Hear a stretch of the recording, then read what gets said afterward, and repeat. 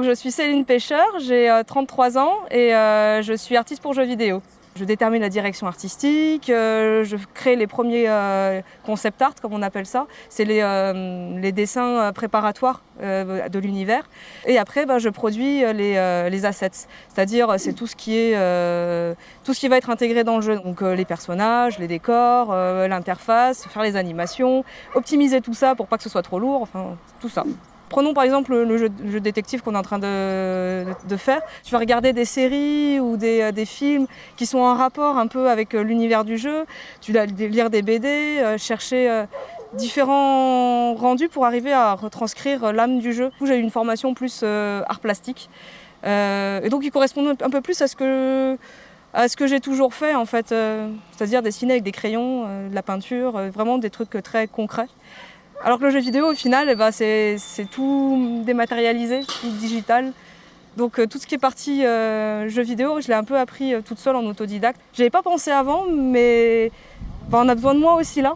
Moi, j'aime beaucoup la matière et en avoir plein sur les doigts, le crayon. C'est beaucoup plus intuitif pour moi et donc il n'y a pas ce ressenti sur la tablette. Mais c'est cool aussi, c'est différent. Ça a l'avantage de ne pas mettre des saletés partout. C'est vraiment pas le même ressenti en fait. Mon univers, c'est fouillis, il y a beaucoup de choses. Il y a de la profusion en fait. J'aime bien les jouets, surtout les jouets vintage.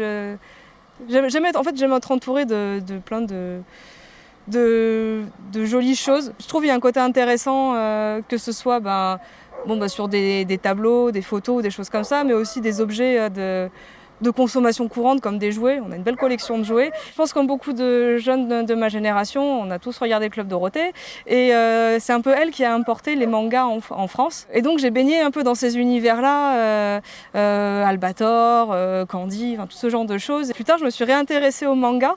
Puis bon, il y a beaucoup d'artistes japonais que j'admire. Notamment Yoshitaka Amano qui était un des concept artistes sur les Final Fantasy. Bon, il le sait pas, mais c'est mon sensei. Alors, la version officielle, c'est parce que Seele, ça veut dire âme en allemand, et on fait des jeux qui ont une âme. Version officieuse, comme je l'ai dit, on est passionné du Japon et des mangas. Et il y a un excellent animé de la fin des années 90, début 2000, je ne sais plus exactement, qui s'appelle Evangelion. Et dans cette série, Evangelion, il y a une espèce d'organisation un peu secrète qui s'appelle la Seele. Et on s'est dit, oh là, le jour où on monte une boîte, nous, on sera la Seele. Voilà. Pas mal. Voilà. Ça fait très otaku, mais... J'avais pas pensé à l'allemand.